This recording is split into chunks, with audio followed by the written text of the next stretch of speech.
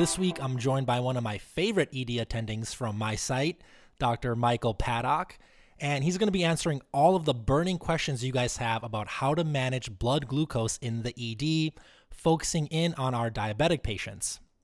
So, Mike, thanks so much for joining us, man. Thanks for being here. Thanks, Adis, for having me. Actually, really excited to do this with you today. So yeah, thanks. And this is a big moment for the podcast because after 3 years, it's the first time I actually have a face-to-face interview. Most of the other interviews have been remote, so this is a great moment for the show. So thanks again. Thanks again for being here. Happy to be here. Thanks. So Dr. Mike Paddock graduated from the Kirksville College of Osteopathic Medicine in 2010, and he completed his EM residency training at Cook County in Chicago in 2014. He also completed a fellowship in medical education, research, innovation, teaching, and scholarship through the University of Chicago. So he's heavily involved in and very passionate about teaching. So he's the perfect guest to have on the show. And he is now, like I said, a full-time staff physician at my site and an assistant professor at the University of Minnesota. Do you have anything else to add? No, and I think one of the things that we were discussing before the show started was like, what's my connection to all this, right?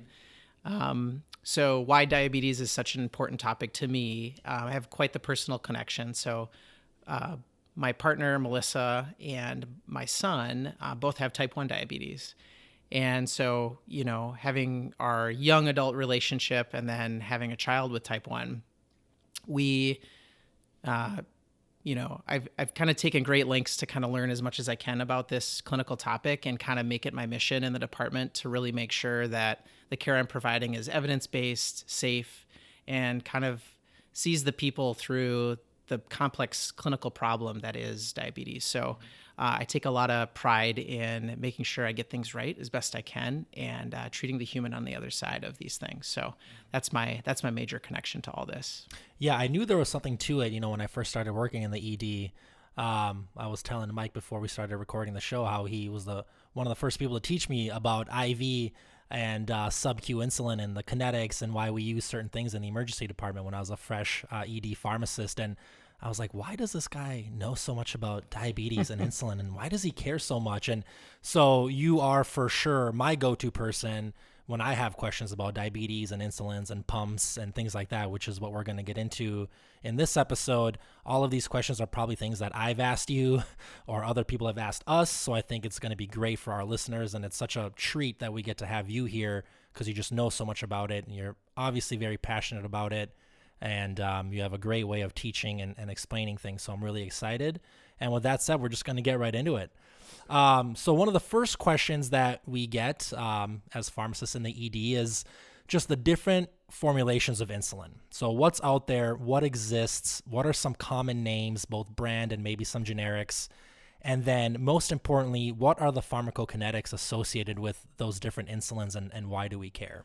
Yeah, so the major categories of insulins, they're all bucketed in basically their onset of action and also their duration of action. And you're going to utilize different insulins to manage different elements of a person with diabetes day. So long-acting insulin is great, one of the categories for basal insulin, right? You need a low level of insulin present at all times to kind of knock down the little peaks and not have too many valleys, the low dips of your blood glucose. So your long-acting insulins are going to be things like insulin glargine, right? That'd be your generic or technically Detamir if you want to call it a long-acting. And then, you know, brand names for glargine would be things like Lantus or Basaglar, you know, Tohio. I can never say that one right, Oh, but Toujeo. Thank you. Thank you for correcting me. I like the Spanish tang to that though. And so those ones really, they describes those, you know, the kinetics that I want to kind of illustrate in each of those things are just peak, like how fast does this insulin engage and start lowering blood glucose?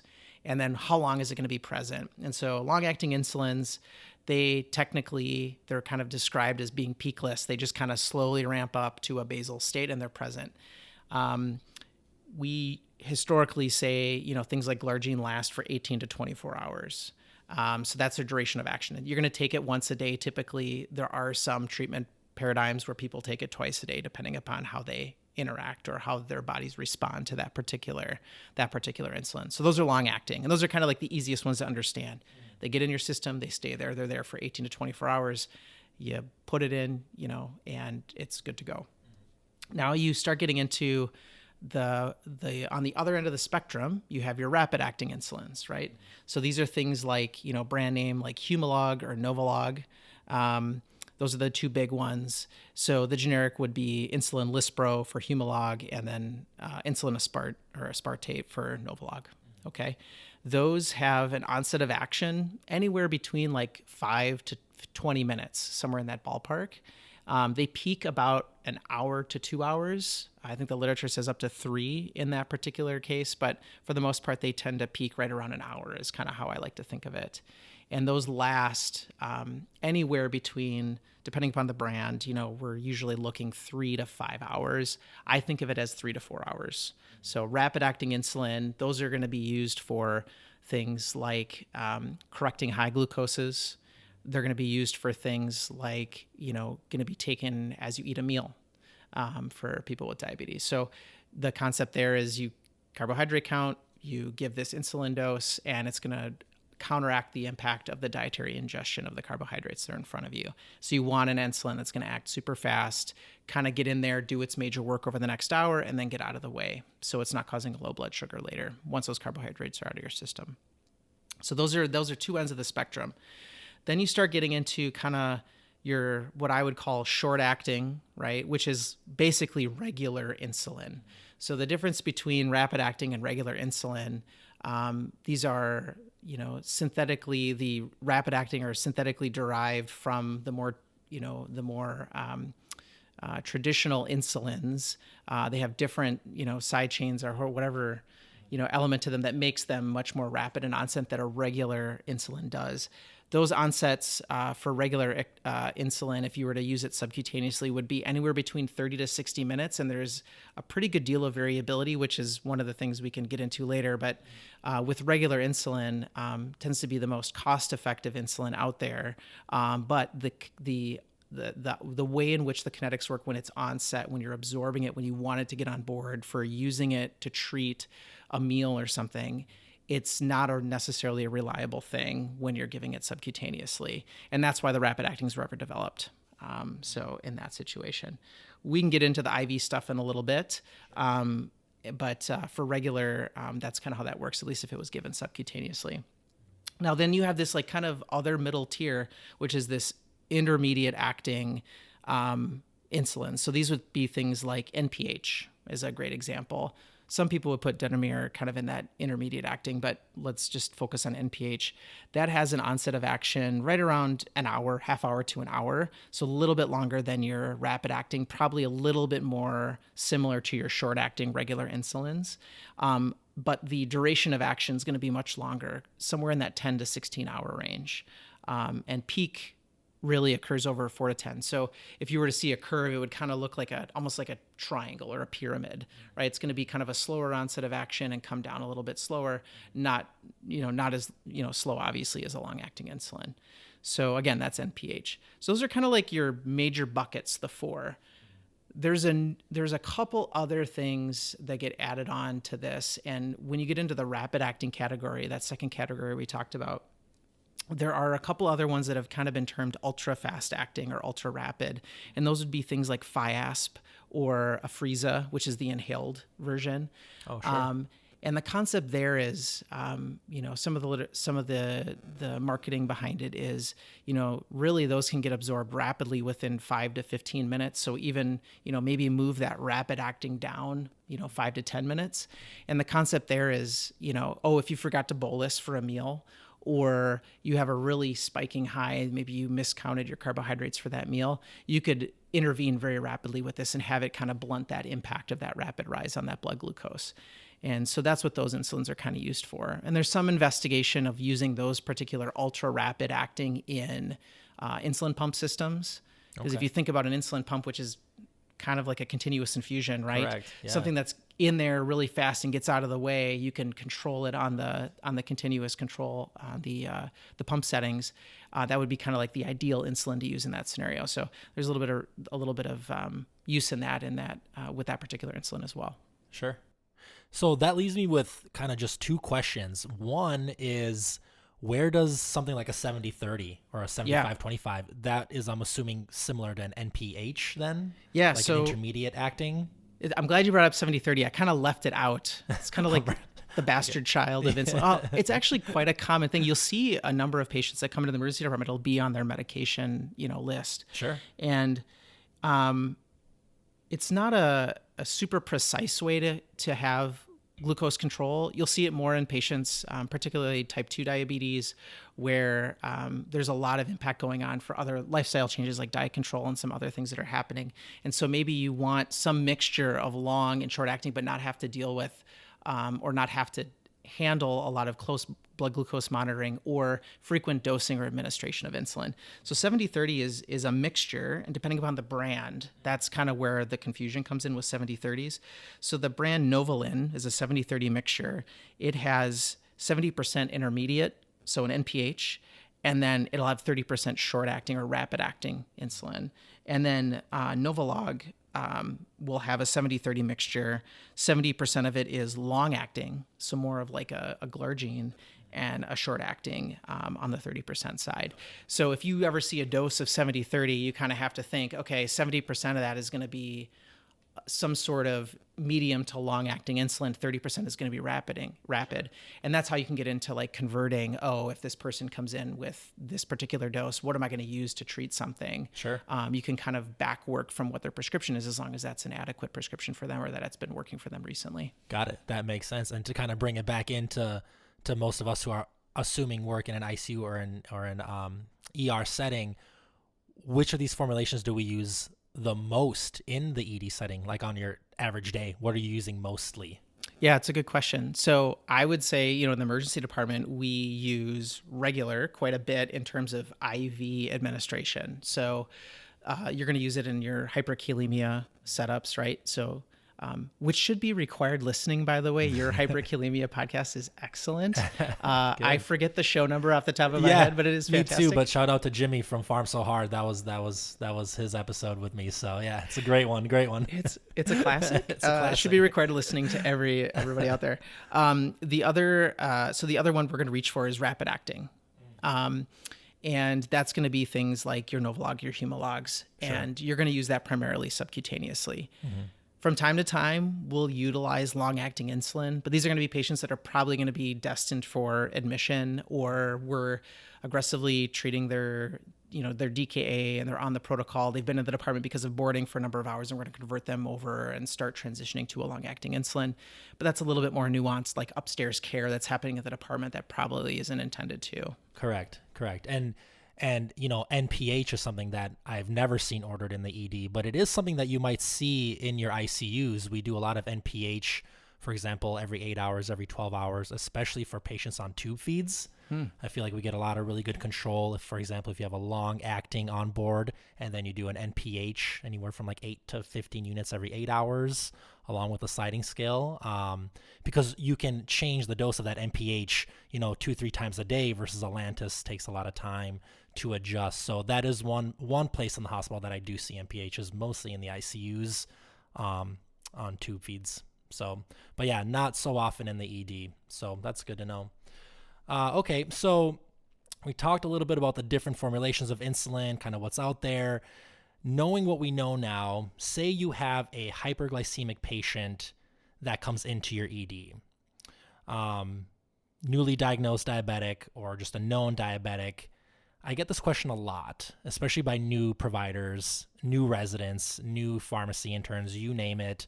What dose of insulin do I give them? It's a good question. It's got a loaded answer, right? Yeah, it's very nuanced, right? Yeah. I mean, if there's one thing I want everybody to take away from this, is like diabetes is so nuanced, right? And it's so individualized down to every individual person. But I think there's some good some rules here that we can or some things to think about, some general concepts. So to treat hyperglycemia in the emergency department, really kind of it comes down to a couple different things. One is what's the primary presentation, right? So are they coming in for hyperglycemia as their primary complaint, right, through the department?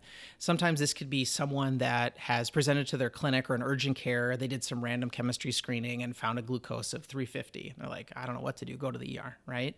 So that's one particular patient. The other is a known person with diabetes, type 1 or type 2, they just feel crappy. They're vomiting. They're having maybe an early DKA presentation or a late DKA presentation, or maybe they have some other clinical thing that's going on, viral gastroenteritis, and they've kind of precipitated some hyperglycemia. So I think, separating out those patient populations for someone that's a new onset, diabetes diagnosis. So that would be someone with a random blood glucose greater than 250 taken on a random testing. That particular person needs a lot of instruction education on like what the heck is going on and like what to kind of, what their next few days and next week or two are going to look like, navigating our complicated healthcare system with that new diagnosis. But one of the key concepts to that particular treatment is really knowing, okay, this blood sugar, let's say they present with a blood sugar of 400, right? You feel like as a clinician, like I need to lower this because they're at risk for DKA, HHS, right? In all actuality, there's some literature that basically points to the fact that, hey, glucose levels even in that range, if you present to the emergency department with that blood glucose, with or without intervention, you're probably going to be okay, or at least over the next 7 days. There's a study, 2016, out of Hennepin, friends across the river, that looked at, patients that presented to the emergency department with glucoses. Everybody that was included in this retrospective cohort study was greater than 400 at any point in their emergency department stay. And out of, a number of patients, it was right around, 550, 600 patients, there was no difference in outcomes, whether or not those glucoses were addressed in the emergency department stay, or whether or not they were coming back 7 days later for a repeat visit or another hospitalization for a complication like DKA or HHS. And, they even accounted for patients that were lost to follow-up, which was right around 10% or so. It's a pretty well-designed study. So it kind of like sets the page of like, hey, this is a glucose level, right? It's like blood pressure in the emergency department, right? It's a number, Sure, right? And we want to avoid complications in the acute phase and in the intermediate and long term. But really what the goal of care, flipping your mindset when you see that value, is like, what's going to be their medium and long-term wellness, and not so much worry about what's going to happen when they leave the department in an hour or 2 hours or tomorrow at 8 hours later. Because the data would suggest like they're going to be safe. Nothing. It's going to be okay. So your answer is don't give them anything. I mean, it's an option. Yeah, it's totally an option. It's totally an option. I think actually where the discussion pivots to then is like, what are the things I can do that will make a meaningful impact, right? By the way, this study it excluded people with type 1 diabetes, right? So there's a major caveat there. Sure. And the margin for error, right, is much greater, right? Or I should say much tighter in people with type 1 because they have no endogenous insulin, right? So there's not a fudge factor built in. Their body's not able to make any of that. But I think from the perspective of, what am I going to do? New diagnosis, 400, I'm going to make sure that I'm going to teach them a little bit, right? So I have to prepare some materials. I'm going to have to spend, a little bit of time in the room kind of explaining what the diagnosis is. Then I have to make sure they have a glucometer, test strips, alcohol swabs, right? I'm going to make sure that they can test at the very least, and I might have to come up with some sort of intervention plan. The best systems, like in, any major metropolitan area that kind of run into this frequently, most of them will have some sort of discharge hyperglycemia protocol. We tried one at our shop. It seems to work from time to time. It's a hard thing to, you got to get your outpatient people on board with your inpatient right. or ED people. And, these tend to always present, on Fridays, right, at 3 o'clock. Course, when you're like, man, how am I going to make this work over the weekend? Yeah. But, I would encourage, your listeners to really think about that particular unique new diagnosis of diabetes, whether it's type 2 or type 1, mostly going to be type 2 diabetes. How am I going to manage those patients that present at, 300, 400, 500? I have to get them to a clinic appointment in 24 to 48 hours. And if they show up with a glucose of 500, like, what are they going to do about that there, right? They're probably going to get turned back to the ER. So thinking about the tools that person needs to monitor their glucose at home, or do some simple interventions, that's really should be the focus of the visit for those particular people. Obviously, the people that are presenting in DKA or HHS, they're coming in, right? Correct. They're not going to be going home. Right. Does not pertain to this question. Right. But for that subset of people that have a high glucose that aren't in those conditions, whether or not you're testing, it's like that's a whole nother podcast probably. The focus should be on like giving them the materials that they need to be knowledgeable and to kind of know what the next step is going to be, that transition to that new diagnosis and that new level of care. Yeah. I love the answer to that question. Because, when I get asked that question, I just say like, just give them 8 units. So I love that you bring in the entire experience, like the entire patient experience of, I can answer that question for a new provider, but that's not the whole point. The whole point is this whole social burden and their entire lives have just changed, and just remembering that you have to take that in consideration too. Yeah. Well, and I think to answer your question directly, dovetails into the other patient, which is previously established. Let's say they're, 500-600. They don't have DKA. They're not in HHS. They have some other illness going on. They're there for a broken leg, whatever it is. The dose that I like for insulin is right around that 0.5 to 1 units per kilo of rapid acting sub-Q to treat a hyperglycemic episode. I'm probably going to recheck depending upon where they're at. And maybe I'll check in an hour, right around that peak duration, maybe an hour and a half. I don't want to necessarily have a significant impact to the length of stay of that patient based on their glucose. But if I'm working on other problems or other things, I'm going to look for serial monitoring and that sort of thing to make sure that's the case. I'm also going to address, hey, do you need insulin? Do you need syringes? Do you need, what materials do you need of all of the crap, right? My partner has this really great bag that basically says, can I swear on this podcast? You can swear. A little blurb. Please do. All my diabetes shit. Like there's literally a bag that we have that says that. And it's like, it's a lot of stuff, right? And it's sometimes hard to write those prescriptions on our end, right? Like we don't write that stuff all the time, right? So having our pharmacists be really knowledgeable about like, hey, this is how, you're going to write for syringes. This is going to write for swabs. This is how you're going to write. It sounds simple. But it's not, from the end of the physician, right? Like it's not always as talked about in training about those specifics. So, so the answer, the short answer, 0.5 units per kg of rapid acting sub-Q insulin for, I would say a glucose probably greater than, I'm probably going to be looking to do something like somewhere upwards of mid 300s. I'll probably do something with that, 400s. Not to say that you have to, because we have literature that says that that's the case. But the other big number to think about, and this often gets overlooked, is what can their glucometer read, right? So if you send someone home with their new glucometer and they keep checking their blood sugar and it just says high every time, that is not an informative process for them, right? How do you act on that? You're just going to give a crap ton of insulin, right?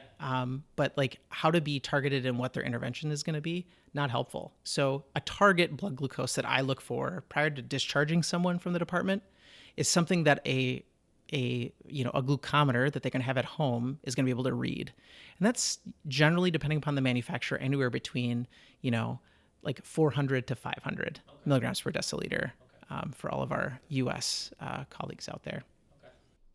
Okay, so to be clear, I think you meant to say 0.05 to 0.1 units per kilo. Yeah, I totally meant that. It's a classic emergency physician. Just move the decimal point. We all know what you're talking about, but in case there's any students or anyone listening, please don't give 0.5.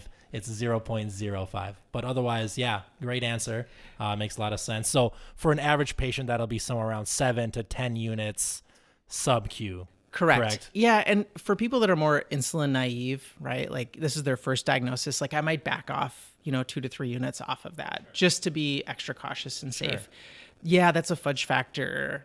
It's not rooted in any evidence, but it's just kind of that thing that, that little nuanced thing that every person with diabetes kind of understands. Is like, I'm going to back off kind of on those things. Sure. And then so this is a brand new patient, never been on insulin before.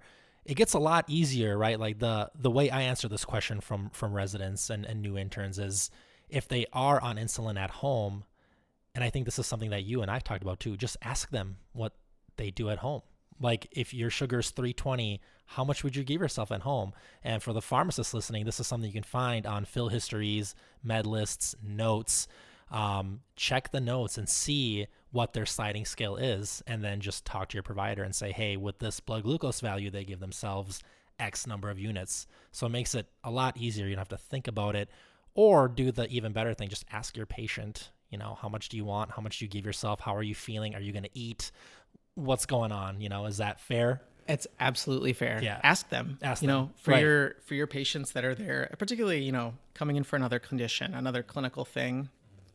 Like, hey, how would you treat a glucose of 400? Right. How much insulin would you take? Right. I don't know how many times I've gone back into the room and just asked that question. Yeah. And as a learners that ask you that question, you're like, hey, did you just ask them? Yeah. We can totally search the notes, so we can look at their prescriptions, but like, just ask them, like, what would they take? Because I almost guarantee you they've, people that are particularly engaged in their treatment plans, they've made tweaks to that, right? Oh, sure. That prescription could be 9 months old. Yeah. And they've changed their insulin to carb ratio. They've done something else to tweak their regimen in that time frame for that particular time of the day.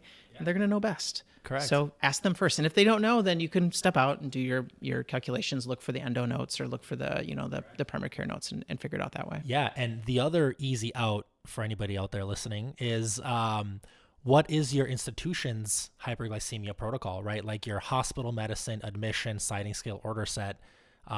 Look at it and just do what the floor nurses would do with that specific blood glucose value. So that's another little trick that I've picked up over the years, is just knowing our sliding scale protocol pretty well and just being able to kind of guess on what they would do upstairs. So another easy out. Okay, another question I have for you, and I know you touched on this a little bit earlier, is if you're about to discharge one of these patients that is hyperglycemic, I know your answer was no, but I kind of wanted a little bit more details. And do you have to correct their blood glucose before you discharge them? So the short answer is no. The long answer is it's great to get it to a value that their home glucometer can sense. And I know we touched on that already, but that should really kind of be your target. So like, you can flat out ask patients, what's the top end of your glucometer? They'll know. And if they don't know if they need a new one, then, general rule of thumb is going to be somewhere in the ballpark of, anywhere between 400 to 500 milligrams per deciliter. There's some that go higher than that. And, that's in the other element, or the other way in which people frequently monitor their blood glucose is going to be through like a continuous glucose monitor. And those typically are going to top out around 400. So just kind of knowing 400 milligrams per deciliter is going to be the ceiling on that. If they have a value of 500, they're just going to see a flat line at the top of 400 scale. They're not going to see anything higher than that. Got it. So they can't make more. Are they 500? Are they 600? Are they 700? They can't make more nuanced decisions than that. And they may or may not have a home glucometer. Most people will. If they're using a CGM, that might give them a little bit higher value, but that may not be the case. I love that answer, because a lot of, I feel like people aim for a value, like I want it less than 200 before they leave, or they ask me, I'm going to give them 10 units. What's their glucose? Like, what can I expect their glucose to be? Am I going to get it down to 250? And a lot of times I'm like, I don't really care. I'm like, it might not, but I like that answer. I'm going to use that a lot. Like, just get it to less than 400 or 500. And the counseling too could be, listen, like I might just be looking for a pattern of it's dropping, right? So they came in at, 480. And now they're down to, 350. Like, okay, that's a downward trend. Hey, when you go home tonight, I want you to drink lots of water, right? I want you to be mindful of the carbohydrates you're ingesting. Maybe choose, a lower carbohydrate meal tonight because we want to bring this, kind of touch down. I want to have them to have access to a glucometer in case that I overshot that correction dose, right? Hey, if you feel funny, if you feel lightheaded, if you feel dizzy, this could be a sign of a low blood sugar. I need you to check with this new glucometer that you're getting or the one that you already have and make sure you're not low, and then treat a low, obviously. So warning people on discharge about, hey, we may overshoot here, right? Because everyone's different. Everyone's going to react a little bit. Your ingestion of carbs before you got here is going to be different, right? Yeah. What you eat when you leave here is going to be different. So these are the signs and symptoms to look for. Make sure you're double checking it. Or, hey, check your glucose every hour or two, until you go to bed tonight. and that sort of thing. So in giving people like what the next thing for them to do when they leave your department, it's really critical. Thinking ahead. I love it. And one of the last questions, and maybe one of the more complicated ones, is what do you do with the patient that has an insulin pump and they come in and say, you know, that patient has DKA versus you have a trauma patient that comes in with an insulin pump. So how do you manage those two different patients? I guess the first question I have is, how does somebody with a pump even go into DKA? And then what do you do with that pump? Yeah. And then we can talk about that case where it's a trauma patient or somebody that comes in with a completely unrelated issue, and they have a pump on, but they're getting admitted. What do you do with those patients? Yeah. So for the first patient, which is the patient that comes in with like a hyperglycemic, you know, emergency, right? DKA, HHS, something along those lines. At that point, you know, the reasons for which people will go into that particular clinical condition is very, very big. But the root of all of it is the same: is that they did not have enough insulin, right, in order to counteract the impact of whatever rise in glucose that they were experiencing for a short or a longer duration. So that could come down to pump failure, right? So did they recently change settings? Was there some sort of malfunction of the tubing or the infusion set? Or did their, you know, battery run out on their pump? Or, I mean, there's a litany of potential causes that are pump-centric that could have precipitated that DKA. Maybe the pump was functioning when they went to sleep. They went to bed early because they weren't feeling well, you know, 8 o'clock the night before, and they woke up at, you know, 5 a.m. and they're like vomiting, and that whole overnight period was unknown to them, like that they were spiking. And so that's their presentation in the morning. So I typically am going to discontinue that pump at presentation for patients that come in DKA. Now, it can be a little challenging because we don't know typically when they hit the door that they're in DKA, right? Like we're going to send our screening labs, right? And then the lab's like diluting stuff, and you're like, why is it taking 2 hours to get a basic chemistry back, right, and all these things. But, you know, so there's that time period that can be sometimes really challenging because you might get like a quick AccuCheck or a capillary glucose that's like, oh, this is reading high. And I'm going to start probably intervening on things at that point. I'm probably going to say, you know what, we're going to discontinue your pump. I don't know if it's working or not. Let's just take it out of the equation, right? We'll work backwards. We're going to take it out of the equation. And I'm probably going to start doing some interventions like some rapid acting subcutaneous insulin as my, you know, DKA labs are kind of coming back for screening. On the other end of the spectrum, which is your patients that are there for some other thing and they just happen to be on an insulin pump, the current standard of care is just let them be on their stuff and let them manage their stuff. Like, don't intervene, like don't do anything about it. It can be a little bit complicated. So let's say you have a trauma patient that has a low GCS, right? Someone that can't make treatment decisions for themselves. I might, you know, like be knowledgeable that they're on a pump, and I might just say, you know what, you know, can I have nursing check a glucose every 30 minutes or an hour, unless they have a CGM, and I might just take their, you know, come in and peek at the receiver, right, in the department and see where they're at. But the key there is to get frequent checks. I would say that's teetering on danger though, especially if there's a person that can't manage their own stuff and their pump doesn't have a safety mechanism for turning off. And we can get into other pump technologies in the future. Yeah, I'd love or to. a little bit later. Yeah. But in that particular patient, I might say, you know what, we're going to discontinue this if their GCS is really low, or, you know, they're not able to make treatment decisions, and might convert them over to like a long acting and a rapid acting protocol in our department. Right, in the ED. Right. Is that a decision that you have to make in conjunction with endo? Because, you know, at our site, I think endo gets an automatic consult for anybody that has a pump. Is that something that you're making that phone call in the ED, or are you making these decisions before them, or is it just like comfort level based kind of thing? It probably comes down to like comfort level of the person that's taking care. So like the provider at the time. For me, I'm usually looking through endo notes and just kind of seeing what settings are and doing some math.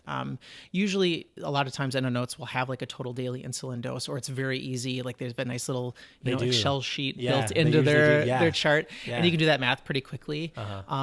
You know, but these people aren't typically coming in. They're coming in at a set point where they've had insulin that day, right? Like when they got it, what they got, I don't know. Yeah. Right. Yeah. So there's a little bit of like, I have to kind of like react to what's happening. And so I'm probably not going to hit them with a long acting insulin at that point. I'm probably just going to kind of like do some frequent checking of their glucoses, deal with highs if I'm getting to them that are significant. But again, one of the things that we really haven't touched on too much here is like the more serious and severe condition, the real emergent condition here is hypoglycemic episodes, right? So I don't want to overcorrect. I don't want to over intervene and cause a hypoglycemic event. That is where you're going to cause way more problems than having someone be hyperglycemic for a few hours while they're under your care. Understood. Yeah. And I mean, if it's DKA, those patients, I would assume that the process of events would be shut the pump off, start an IV insulin infusion. Trauma patient, somebody comes in, something unrelated, you could just turn it off and just get really frequent checks and just give them Humalog, et cetera, every hour or two as needed. And then when they go upstairs, you're done with it. Correct. That's it. Okay, perfect. And I'm assuming they'd have some kind of endo consult and they'd manage all the magic things that the floor does. Yeah, that I used to know. And then I haven't been up on the floor in a few years. Now I forget. So you touched a little. Sounds like an upstairs problem. Sounds like, yeah. We just turned their pump off. Now we don't know what to do. Well, I mean, but that's a real, so, just to think about that too, like that's setting that person up. I mean, that is a rough thing to have to deal with on the floor. It is. Like a especially few hours at later, midnight right? on a weekend. Yeah. So I mean, I am not a proponent of like super tight glycemic control in any critical situation, right? Like lows hurt people, right? We have a lot of ICU literature that says like tight insulin control, hyperglycemia, or tight insulin control. Glucose control is not helpful to people, right? Like even in the ICUs. Correct. Yeah. Right. Yeah. So, I don't need that now. Am I setting them up for success during their hospitalization? That's a whole nother thing. Like, please don't let them order the pancake stack and don't cover anything, right? As they're waiting for their bed upstairs. Like, just like think about what their needs are going to be and try to make the care upstairs as straightforward as possible for the other members of the team, right? And that patient. They're going to really appreciate that. Thanks for the shout out. Yeah. You talked a little bit about these, what'd you call them? The loop systems with the pumps. Can you talk a little bit about those? I know you have a deep interest in those. Yeah. So diabetes technology is kind of a fascinating space. And, I have obviously a lot of personal kind of investment in a lot of these things. I mean, not monetary investment. Like I don't get any kickbacks. Yeah, right? just time and love. Just time and love. But just like how meaningful technology is to the diabetes community. So again, I'm not a person with diabetes. I will never claim to understand it on a level of a person with diabetes. But I think I have skin in the game, with my son and my partner. So knowing these things and knowing what technology can be used to really, one, provide optimal care as possible, and two, to reduce the burden on the person with diabetes. Those are what diabetes technology things do. So there's two major categories or two things. There's how do you deliver insulin, and then how do you measure insulin, or how do you measure glucose? And so the latter, continuous glucose monitors, name brand Dexcom, right? Libre device, Abbott Libre devices. Those things provide frequent monitoring or frequent levels of glucose that are informative to the person to make treatment decisions. They also give you a huge data set to say, hey, let's tweak this basal insulin, or let's change these pump settings, like or let's look at your insulin to carb ratio. Low kind of thing. Super empowering, right? Sure. I know how to I can discover how my body works. Like, how does it work overnight? Yeah. Like when I'm eating nothing and just cortisol levels, all these things, like what are my blood glucoses doing? How can I change my regimen to make that most optimal for me? So that's CGMs, right? And those are incredibly powerful. So that's one part of this. The other part of this is now insulin delivery. So common insulin pumps, we're in a Medtronic area, right? Yeah. So you got all the Medtronic pumps. You have the tandem pumps. The T-Slim X2 is a really cool one. There's the tubeless, quote unquote, right? Things like the Omnipod is an interesting insulin pump system. And the whole concept between all of those is essentially there's going to be basal settings, and there's going to be, other settings that correspond to a patient's, insulin to carb ratio, what they're going to get for a particular meal. Breakfast, lunch, or dinner might be different. And, you make some sort of entry into that device, and it spits out an insulin for you over a certain duration of time. They're going to help manage your diabetes that way. Now, as the closed loop systems are different from that traditional pump system, in the sense that it will take that first tech, which is the CGM, it'll integrate that into the pump, and it'll help make treatment decisions. So your pump's still gonna have all its setting features of knowing, the insulin to carb ratio, kind of an idea what your basal insulin should be. Sure. But it's gonna recognize, hey, your blood sugar's rising. I'm gonna give you a little bit of extra insulin at this time.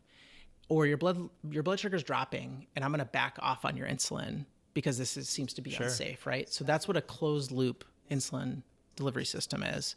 And the companies right now that have those on the market are Medtronic, right? They utilize their own sensor and their own pump system. And then the other major player is the Tandem. They have Control IQ, which is one of their platforms that they have that essentially does the same thing. Recognizes when you're climbing, it's going to be more, back off when you don't need it. There are the other system, Omnipod, has a new system that just released to the market in the last year or so called the Omnipod 5. And that system does the same thing. But that system's a little different. The Omnipod is what I said before is like a little tubeless. It looks like a little, almost like a white little plastic puck on the back of your arm or on your lower back. And that's your insulin pump. So every 3 days you replace that. You fill it with insulin before you put it on. Interesting. Enough for 3 days or so. You stick it on your skin. There's a little needle and cannula that pokes the cannula under the skin surface, and it sits there, and then everything's done wirelessly. Just like through your phone? Yeah. Or so do you control it through your phone? Like the way you're talking about it sounds like it's just replacing the pancreas. Is it that advanced, or do you still have to put in some, like, is there still some manual adjustments that you would do, or is it literally like you go about your day and you play sports and you eat whatever and you don't care at all? That's what's the great question. So the colloquial term is like, oh, it's an artificial pancreas, right? Like if you think about it, oh, I'm sensing a glucose and I'm giving or taking away insulin. It's closed loop, right? Yeah, in a sense it is. However, none of these systems yet know how to deal with food entry. So if I were to like be on one of these systems and like go eat a pizza, the system could not counteract for that. Some of that is built into like what the safety what the safety protocols are in these systems are. So you're not delivering too much insulin automatically, right? And the other is like we just don't have rapid enough acting insulins really to kind of counteract with that. And there's algorithms that need to be kind of developed on the treatment side of the pump system to kind of know how to manage those things. They're in development, like both commercial products and non-commercial products are out there. You can find examples of these on social media, but they're not widely available to the masses as of yet. And so the true artificial pancreas, right, doesn't exist. Doesn't exist. Not yet. Correct. We're close. We're close. We're and in the tech, beta. I think, gets us there. Yeah. But just like anything, like these are complex systems. Oh, yeah. And any complex system has multiple points of failure. Right? Oh, yeah. And especially diabetes. Like to me, I think about diabetes. That is one of the most complex things to manage. And the way you discover that is if you ever have a patient on a Saturday night at midnight that also doesn't speak English, and now a provider asks you as the pharmacist to explain to them their insulin and their test strips and how much they're giving themselves, you quickly learn how completely absurd, diabetes and just the pancreas's functions are to somebody who doesn't have a medical background. I mean, even myself, or even anybody in the medical field, it's hard for us to manage diabetes, let alone somebody who's never even, I don't even know what a pancreas does. I mean, it's so complex. There's an entire profession developed out of this. Right. Certified diabetes educators, right? Oh, yeah. Advanced diabetes management, and they need hours with new diabetics to just teach them what is a pancreas, how does it work? What does this number mean? So the concept that we can emulate that in the acute care setting is like, it can't be done. It can't be done. So like it has to be distilled down to like what are the core things of like what is going to make them the most safe in this scenario, and that's where a lot of the treatment decisions that I try to make, they come in like what's going to be the safest thing. How do I set them up for the future for when an educator can actually spend the 2 weeks with them to describe what's happening? Yeah. That's a true story that actually did happen to me before. So it was super fun.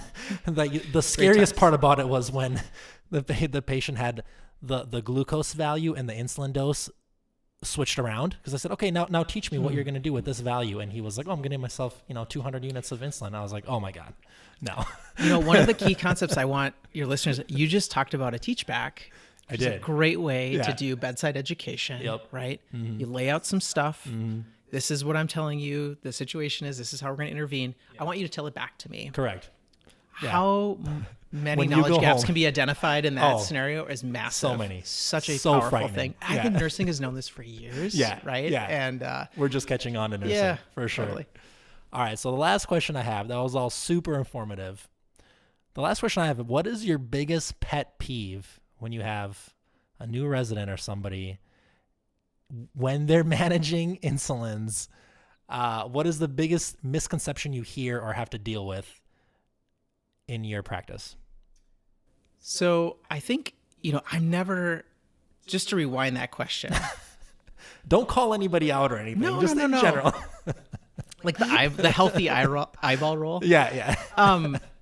Man, anytime there's a knowledge gap, and this goes back to my education experience, but just, I love it when I find an area that I can actually teach something in, right? Especially in an area of interest of mine that I know a lot about. Which is a lot of things. Well, no, just like especially when it comes to diabetes, right? Like I just hear that little thing in my ear. I'm like, okay, now I can spend the next 5 minutes and tell this person probably more than they want to know, right? About diabetes or how we're going to address this problem. Yeah. Give it some nuanced context, right?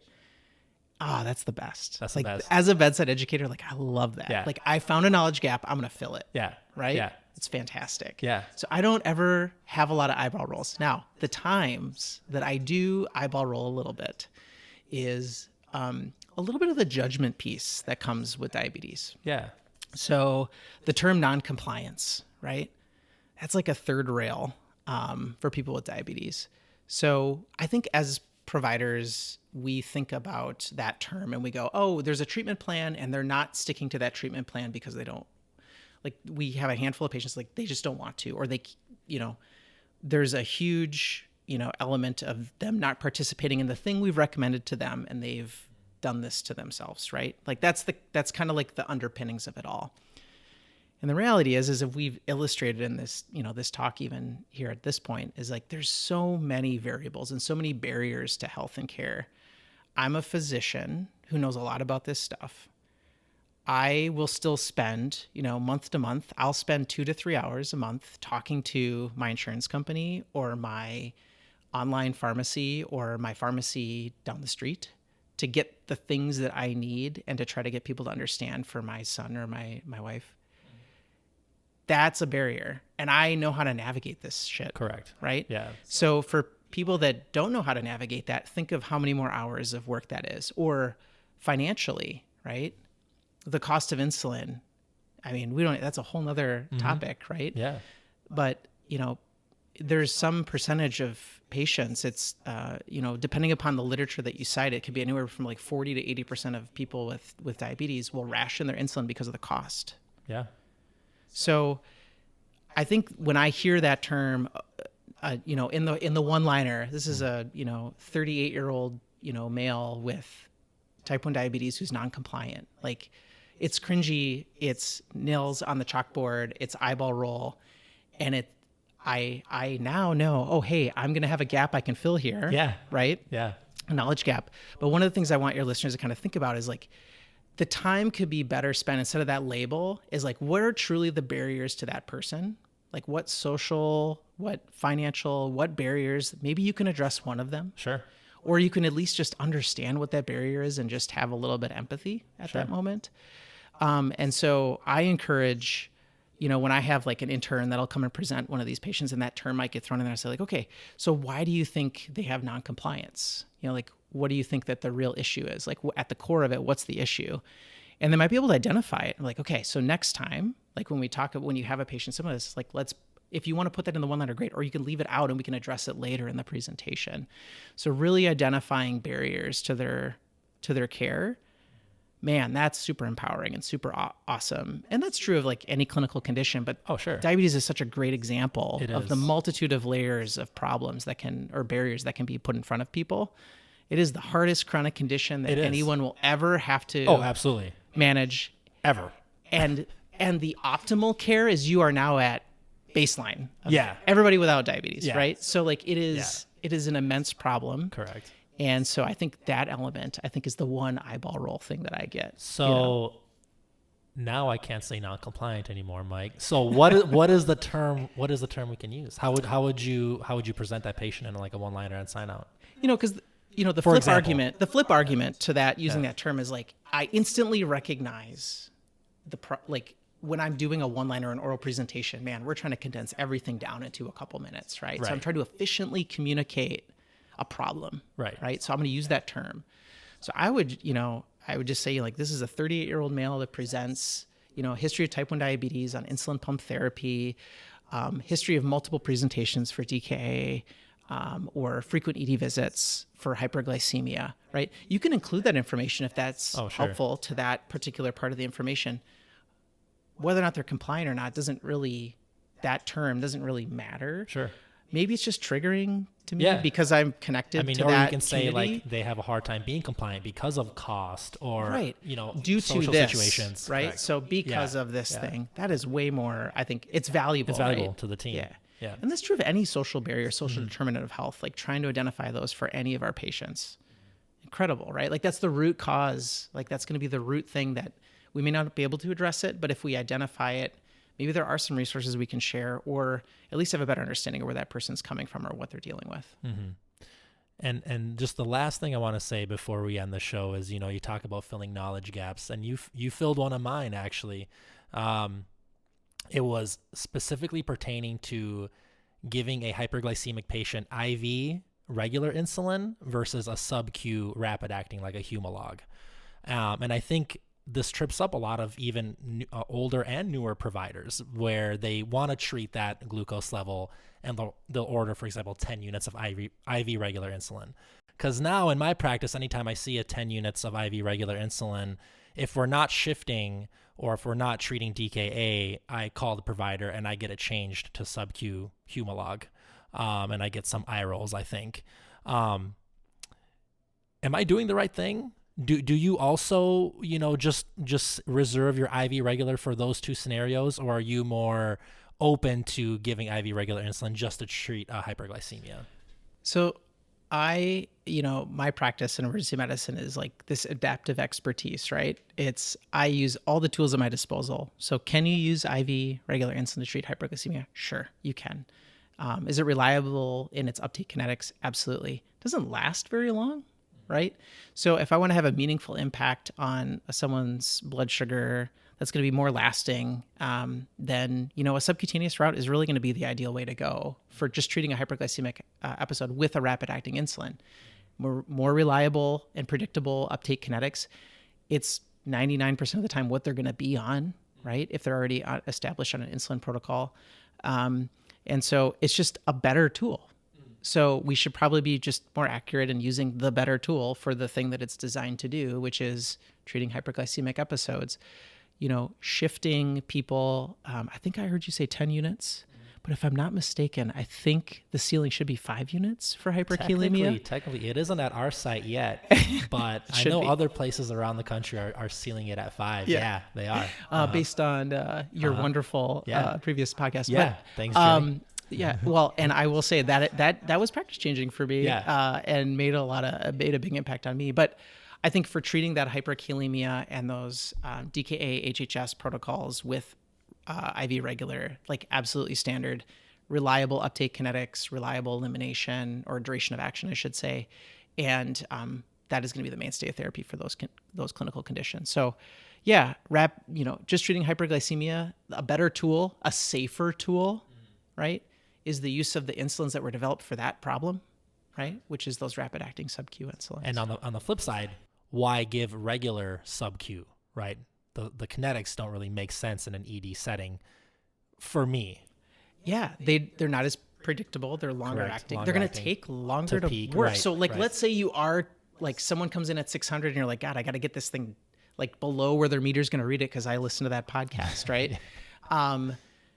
Like you're just going to have to wait. Like you could have to wait 2 to 3 times longer for that to happen. Right.